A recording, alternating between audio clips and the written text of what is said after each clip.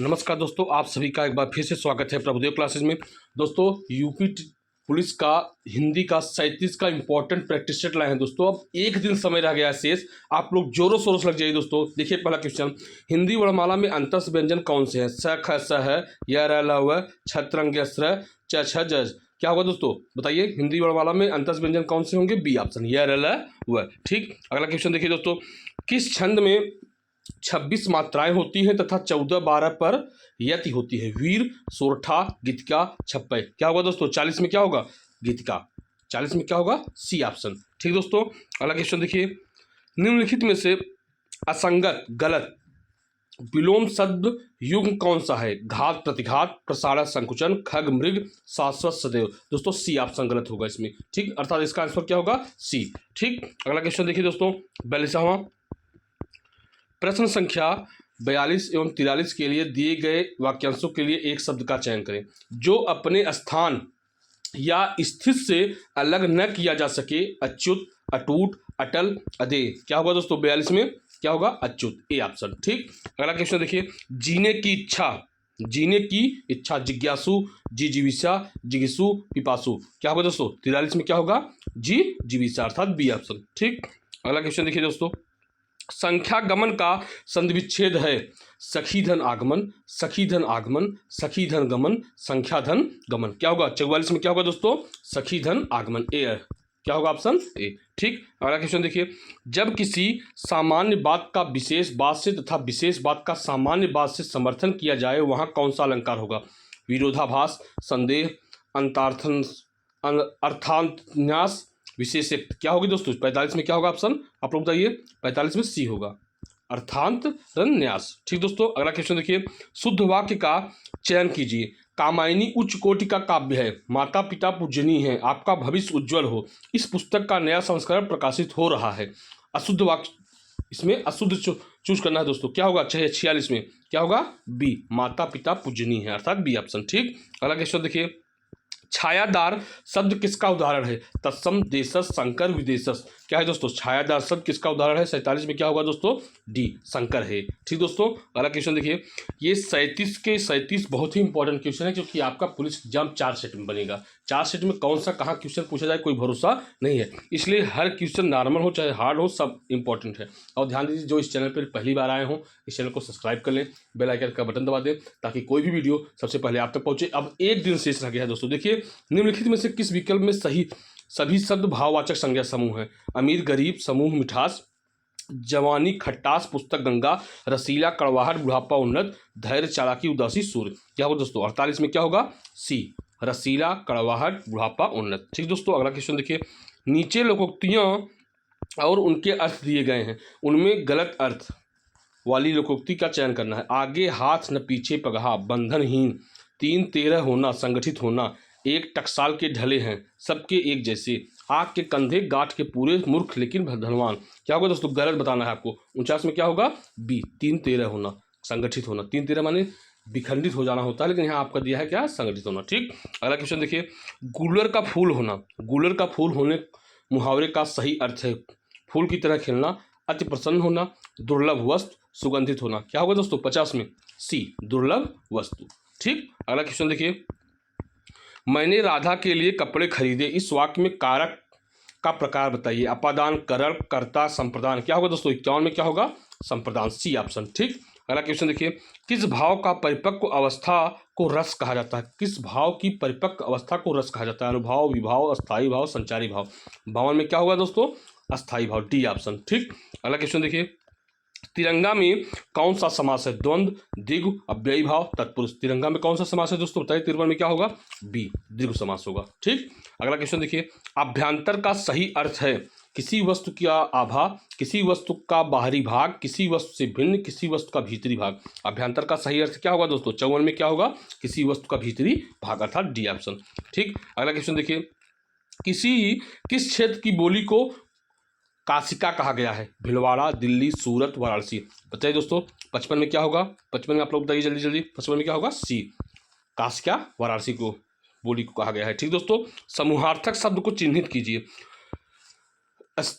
स्तवक, पुरुष, गुलाब, गमला। समूहार्थक शब्द पूछा गया है। क्या समूहार्थक शब्द क्या होगा दोस्तों? 56 में क्या होगा आप लोग बताइए? 56 में क्या होगा? स्तवक होगा, ए ऑप्शन। ठीक, अगला क्वेश्चन देखिए, जूही की कली कविता के कवि कौन है? निराला, प्रसाद, महादेवी वर्मा, पंत। कौन होंगे दोस्तों? जूही की कली कविता के कवि कौन है बताइए आप लोग? 57 में क्या होगा दोस्तों? 57 में निराला जी होंगे, ए ऑप्शन। ठीक, अगला क्वेश्चन देखिए, निम्नलिखित में से मिश्र वाक्य का चयन कीजिए। प्रातः काल होने पर चिड़िया चहकाने लगी। प्रातः काल होने पर चिड़िया चहकाने लगे। सुबह पहली बस पकड़कर शाम तक लौट आओ। जो विद्यार्थी परिश्रमी है, यहाँ मिश्र है देखिए, जो विद्यार्थी परिश्रमी है वह अवश्य सफल होगा। राजकुमार के भाई को मार डाला और स्वयं राजा बन गया। ठीक दोस्तों, क्या होगा? 58 में सी होगा। 58 का क्या होगा दोस्तों? सी। ठीक, अगला देखिए, शब्द युग्म के सही अर्थ भेद का चयन कीजिए। अंबुज अम्बुद, कमल बादल, जल कमल, समुद्र कमल, बादल समुद्र। क्या होगा दोस्तों? अंबुज अम्बुद, अंबुज अम्बुद। 59 में क्या होगा? कमल और बादल, ए ऑप्शन। ठीक, अगला क्वेश्चन देखिए, दो समानार्थी शब्दों की पुनरावृत्ति के बीच में विराम चिन्ह का प्रयोग होता है। अल्प विराम, अर्ध विराम, योजक, कोष्टक। क्या होगा दोस्तों? 60 में बताइए आप लोग, क्या होगा? सी, योजक चिन्ह का। दो समानार्थी शब्द जो होते हैं उनके बीच में योजक चिन्ह का प्रयोग किया जाता है, सी ऑप्शन। ठीक, अगला क्वेश्चन देखिए, पत्थर का पर्यायवाची नहीं है। पाहन, उपल, उरग, पाषाण। नहीं पूछा गया है दोस्तों। 61 में क्या होगा आप लोग बताइए? डी, उरग। ठीक, अगला क्वेश्चन देखिए, ये बहुत ही नॉर्मल क्वेश्चन है, देखिएगा इसको ध्यान से आप लोग पढ़िएगा पहले, उसके बाद फिर करिएगा। इस प्रश्न के पहले और अंतिम भाग को क्रमशः 1 और 6 की संज्ञा दी गई। पहले और अंतिम भाग को, इनके बीच में आने वाले अंश को 4 भागों में बांटकर यह की संख्या दी गई है। ये चारों भाग उचित क्रम में नहीं है। इन चारों भागों को दिए गए विकल्पों में से उचित क्रम में लगाएं ताकि एक सही वाक्य का निर्माण हो।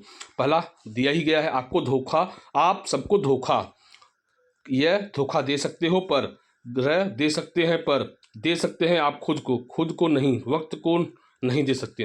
क्या होगा दोस्तों? आप लोग इसमें बताइए। ऑप्शन में यह रहा हुआ है, क्या होगा दोस्तों इसमें बताइए? 62 में क्या होगा? बैठाइए, आप बैठाना पड़ता है, इसको समय लगता है लेकिन इसको आप लोग बैठा लीजिएगा। डी, क्या होगा? डी, आप सबको धोखा हरा क्या है?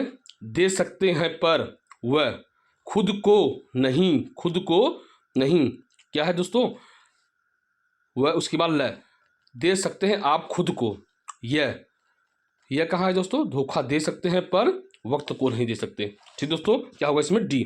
आप लोग बैठाएंगे, जब आप सबको धोखा दे सकते हैं पर खुद को नहीं दे सकते, आप खुद को धोखा दे सकते हो पर वक्त को नहीं दे सकते। ठीक दोस्तों, क्या होगा? D option. अगला क्वेश्चन देखिए, परिमाणवाचक किस क्रिया विशेषण अव्यय क्या है? क्षण भर, निसंदेह, अन्यत्र, अत्यंत। क्या होगा दोस्तों? 63 में आप लोग बताइए, 63 में क्या होगा? अत्यंत, डी ऑप्शन होगा। ठीक, अगला क्वेश्चन देखिए, अगला पैसेज है, आपको पैसेज पहले ध्यान से पढ़ना होगा। 64 से 68 क्वेश्चन, 64 नंबर से 68 में 5 क्वेश्चन दिए गए हैं। इस पैसेज को पहले पढ़िए आप ध्यान से, उसके बाद देखिए। प्राचीन समय में भारत विश्व में शिक्षा और संस्कृत का प्रमुख केंद्र था।